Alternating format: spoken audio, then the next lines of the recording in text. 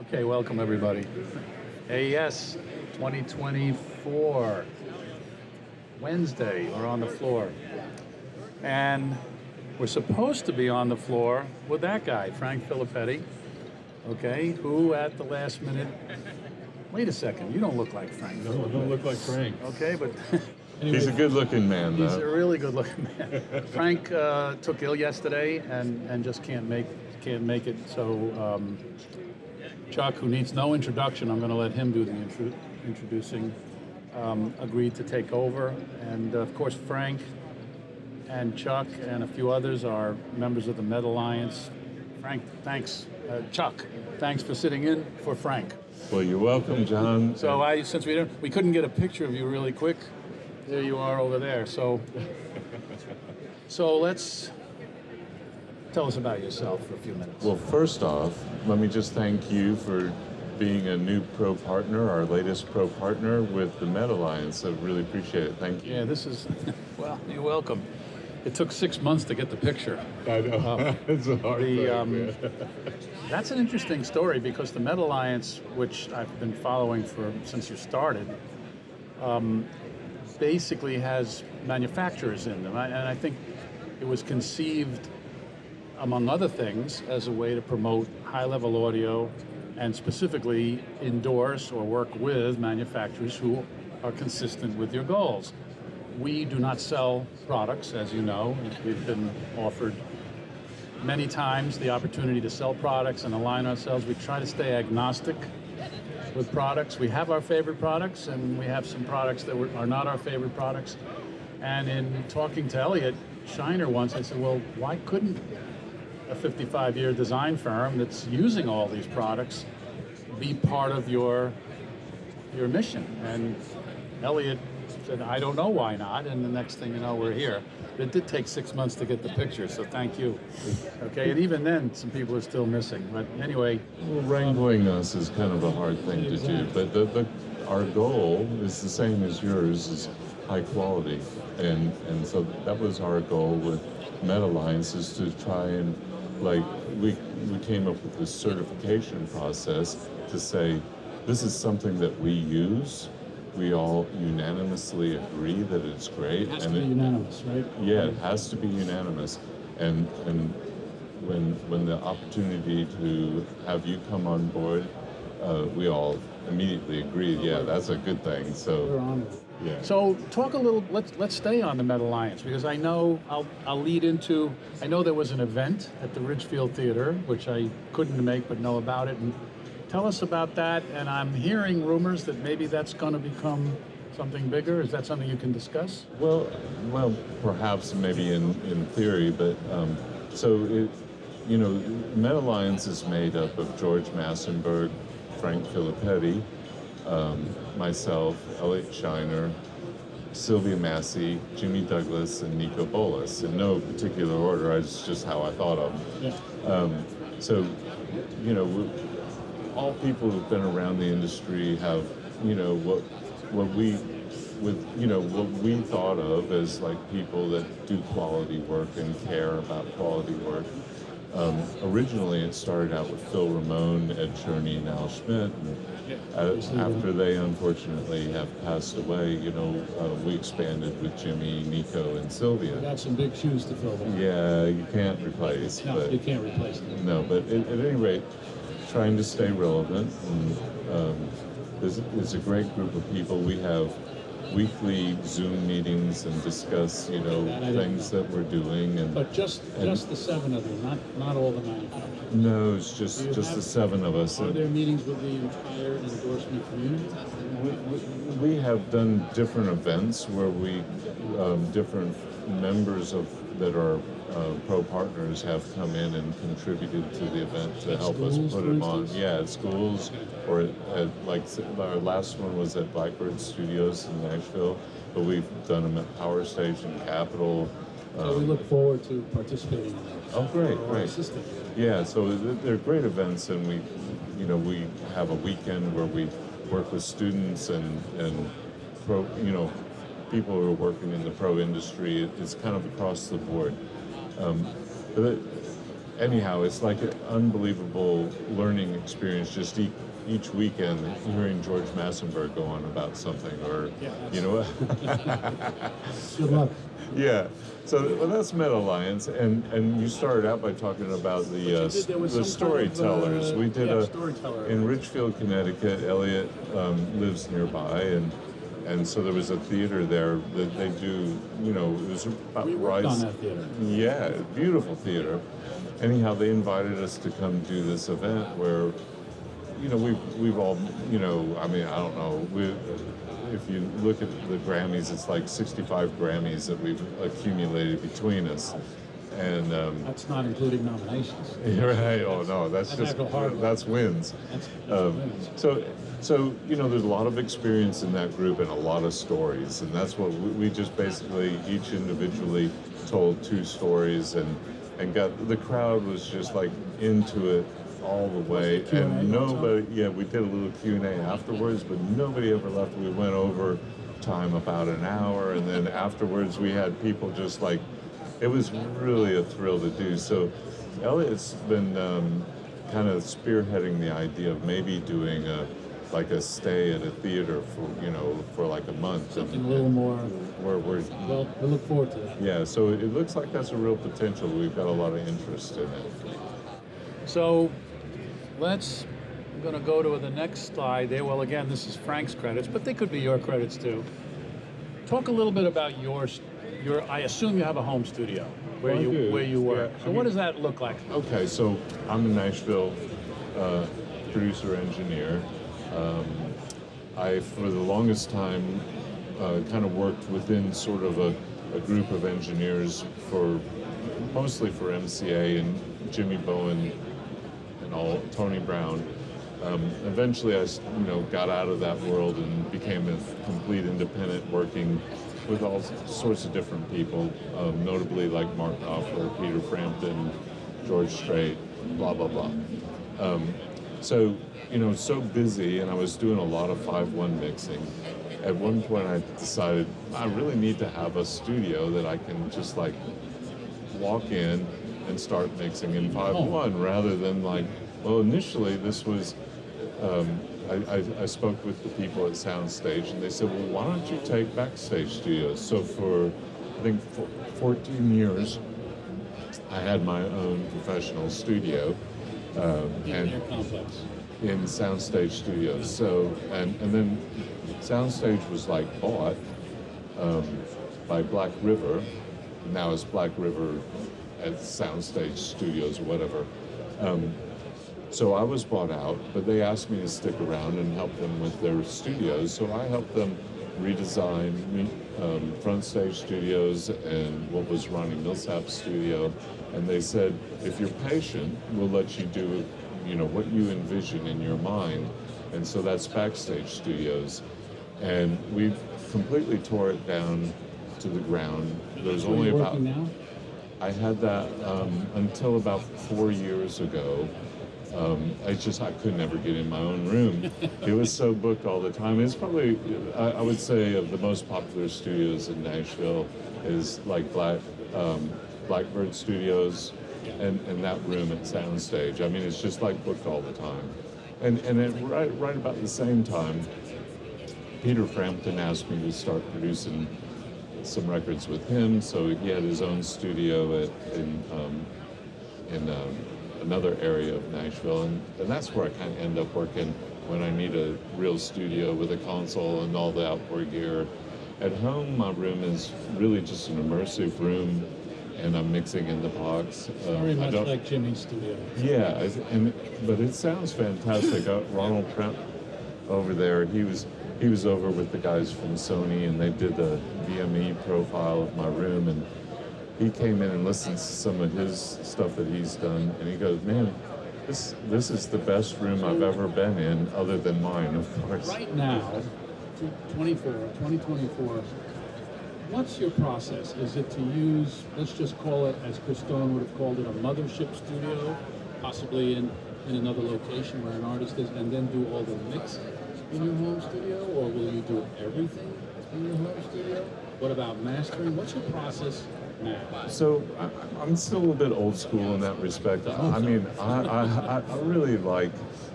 You don't look that old though. Well, I am.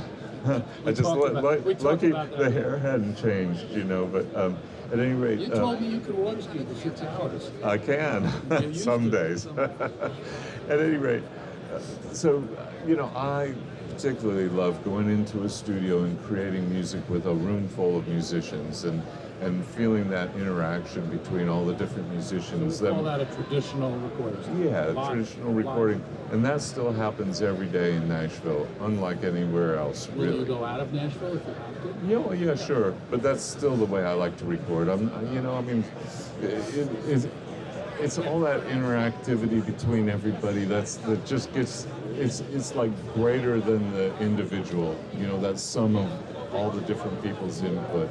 And it's really exciting to see how quickly it comes together in Nashville. In fact, when I'm producing, I have to kind of like throw somebody in there that's not like sort of, you know, the normal guy, just to slow the process down a little bit, let it be more creative. You got the best musicians in the world. Oh, it's crazy. So it's a real thrill. If you haven't ever experienced a session in Nashville, you need to come and enjoy it. It's really, really something. But so I love to use like a tracking space with a big analog console, you know, proper headphones, all the outboard gear. I like to get the sound on the way in.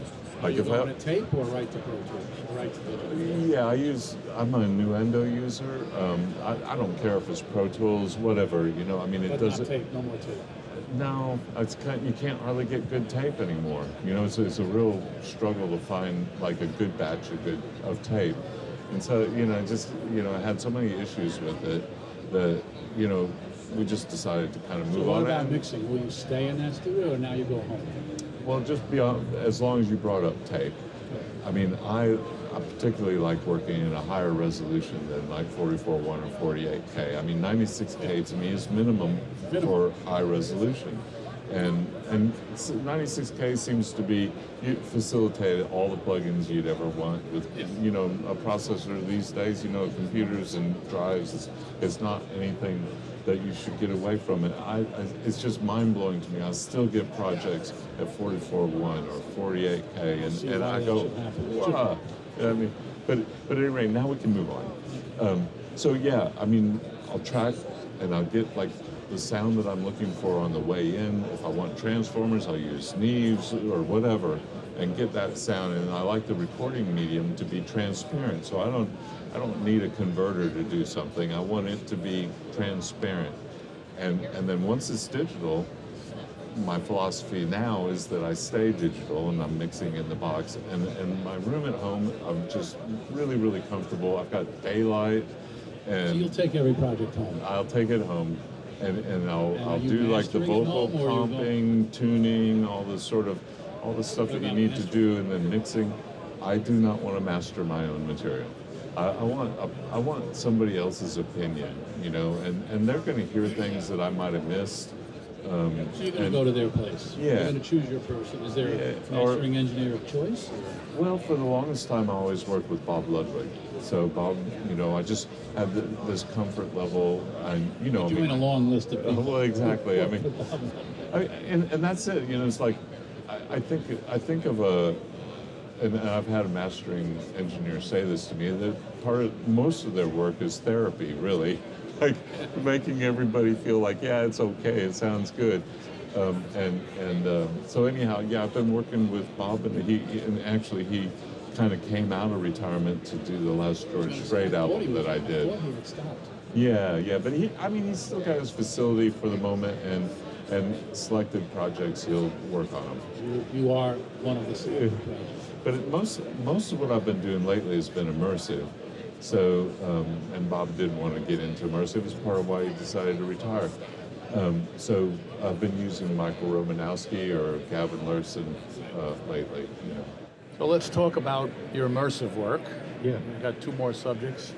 Has your immersive work been redoing existing albums? I know Eddie Kramer's has done that for Hendrix.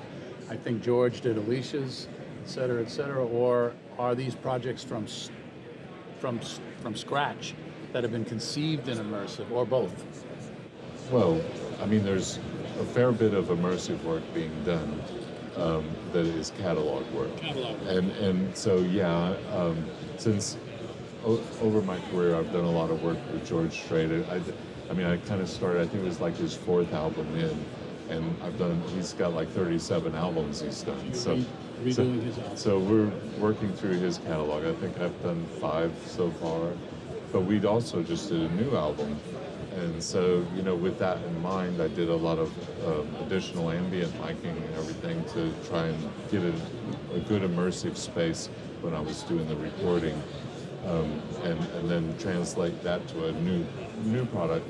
And that to me is way more fulfilling than going back to something that was recorded to be a stereo record and trying to make it immersive. But there's a lot of tricks. You know, I've been doing surround for many, many years. I got really involved in it at the beginning, so a lot of the same principles applied 5.1, but up to like immersive, Atmos, Aura, whatever, yeah. Is Atmos? So my room is set up as a 914 Atmos room. 914. Yeah, I just ran into, so essentially, since there's not a bus that's 914, it's either 714 or 916. So I generally mix in the 714 and then listen back through the renderer, and that's how I get my wides. But I want to be able to hear that perspective, and I actually had a real issue with some guitar solos when it translated to 914. So my next is to add a couple more speakers, make it a 916 room, and then I'll start mixing that one. When your content is leaving your room, you're leaving a separate stereo mix and immersive mix. 2 separate mixes. Yeah, and I'm a firm believer, sorry if I keep banging your microphone, but I'm a firm believer that the immersive mix ought to be different from the stereo mix. So that it ought to utilize that immersive space in a new, imagined way. I assume you're not a big fan of any kind of auto mixing. No, absolutely. We used to call that faux 5.1 or so faux immersive, and in fact, Apple came out and said we don't want any of that. So they will reject it if they determine that it's been automated. Yeah. So now I'll use certain elements may need to be expanded on, and I'll do some of that to sort of expand on an element in a record, which, you know, like I might take a stereo piano and use some upmixing to make it utilize the space more fully. And that works really well, but to not to just take a stereo mix and upmix. What's your thinking, your comment on, okay, let's take somebody like George Strait. I'm assuming that either he or the record company are funding this effort, okay? I mean, that's a major, serious artist. Alicia, I don't know what the business was, could have asked Annie. Obviously, I think it was Alicia, she paid. yeah, I mean, they're going to be, I mean, when Hendrix really, they got a new thing coming out. I mean, Eddie's a personal friend. There's plenty of dough there for that. But what about the thousands and thousands of albums that there's no money for it? The record company doesn't want to have the money. The artist is not even alive anymore. What's your thinking? Don't do it? Or too bad, you're never going to get an immersive version of that album because there's no funds for it? How do we deal with that as an industry? I mean, you bring up a couple of different issues. You know, one of them On purpose. being cataloged. I didn't say this was going to be easy. Remember, you're replacing Frank. Does it deserve to be mixed immersively? Because some recordings just shouldn't be. They are historic. They have their sort of, they live in that realm. I did a 5.1 mix of Brothers in Arms, the Dire Straits album Brothers in Arms, and I received a Grammy for the best surround album. It actually was the second year that they had given out a Grammy for an immersive mix. So, and that album, you would almost say, don't do it. But it came out so great in surround. You did the work. Yeah. Started from time did the work. and did it again. And so there was money to do that record, like you say. And I get it for the indie artist that is, you know, struggling to even get something recorded and released, and they got to figure out their own distribution and all that sort of thing. It may not be a priority, but I think if you imagine the product or the record as an immersive recording to begin with, and record it that way, the immersive mix is not that hard. And actually don't see a reason why a fold down from the immersive is a wrong thing if it's thought out. You know, it can be done, and but I think it has to be envisioned that way first. The idea of like doing the stereo mix and then stemming it out and just making an immersive mix because you have to, you know, we got a lot of that and a lot of it's crap. I mean, I want to hear the good stuff, you know. I want somebody to intentionally make it immersive. I liken it to early days when they were auto-coloring black and white films. I mean, it was just horrible. And don't do that. Really don't do it. Don't do it. They were conceived in black and white. Obviously, there was color. Charlie Chaplin had color. That when they were shooting Metropolis, there was color on the set, but the lighting, the angles, they were done knowing that the delivery system was going to be black and white. You try to color it, it's a mistake. And sure enough, they just don't do that anymore. So. I mean, there's economical reasons to do the immersive mix. Like Apple has a higher streaming rate for immersive, so you know that gives it some economical reason to actually spend the more money to do it. But it can be done fairly cheaply. I mean, there are people that will do an immersive mix for $100 a song, you know. So yeah, it's terrible. Go online and there's, you know, I mean, it's don't do it, please. That's not me. I'm going to take the time and thoroughly mix the song from the multi-track, just like I would a stereo mix. But I reimagine it. Last thoughts, current projects, future? The next thing on the horizon is grandkids? No, well, the next thing on the horizon is Books. Get to Mexico for Election Day, just in case we don't want any riots. You and I share. We both have second homes in Quintana Roo. Yeah, we're both. We just discovered that. Yeah, Frank has a place in Isla Mujeres. I have a place not far down the coast in Akumal. So you're not the only one thinking that way. My wife is absolutely thinking that way. We've got our flights booked. But I did make a promise that there would be no politics. Oh no, well, I didn't actually say anything. No, you didn't. I just. Sure you didn't. That's where I'm going to be. Yeah, sure you didn't. Anyway. But the next thing on the horizon is a new Peter Frampton album. So I'm really looking forward to that. Peter's been sharing with me some of his new songs. He's got some physical issues that's kind of caused him to kind of sit down now in a concert, right? Yeah, but he has to look at life in a different way, and so his songs seem to have a much deeper meaning to them than just a "Hey, I got a girl" song, you know. So I'm really excited about it. His guitar playing is still undeniable, and his singing is still undeniable. I just spoke to someone who had just been at one of his shows. He said it was as good as ever. Yeah, he is. Well, thanks, Frank. Thanks for sitting in for Frank. Frank, he's going to have to pay you. I'll let you send him the invoice. Thanks, man. All right, good to cool. see you, man. Okay. Thanks again And thanks for again joining for us. letting us join the METAlliance. Yeah, sure. Yeah, thanks.